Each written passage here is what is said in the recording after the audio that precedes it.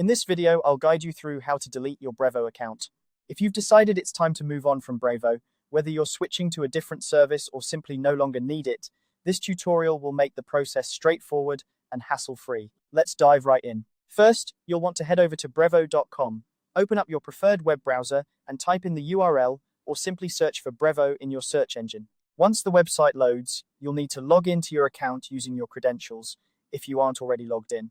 This is a crucial step because you need to access your account settings to proceed with the deletion.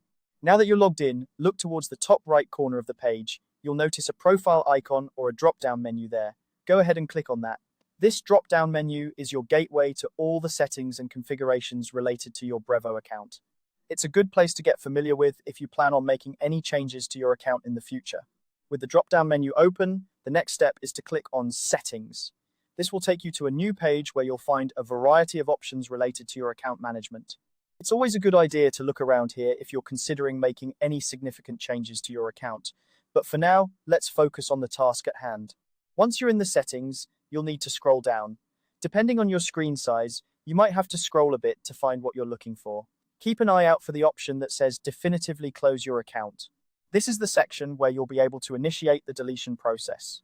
Before you proceed with closing your account, it's wise to ensure that you have saved any essential information or data associated with your account.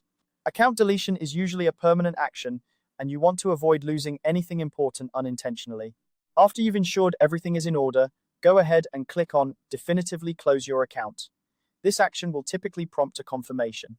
Most platforms will ask you to confirm your decision to prevent accidental deletions.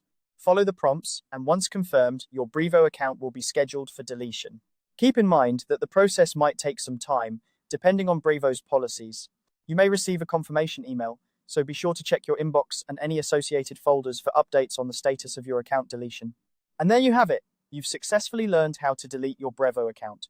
Remember, if you ever decide to return, you can always create a new account.